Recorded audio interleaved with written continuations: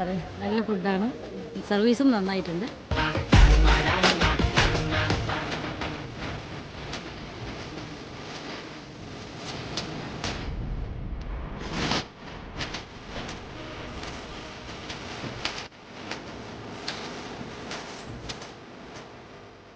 മൂന്നാമത്തെ തവണയാണ് നിങ്ങളുടെ ബ്ലൂ മൂണിൻ്റെ ഫുഡ് കഴിക്കുന്നത്.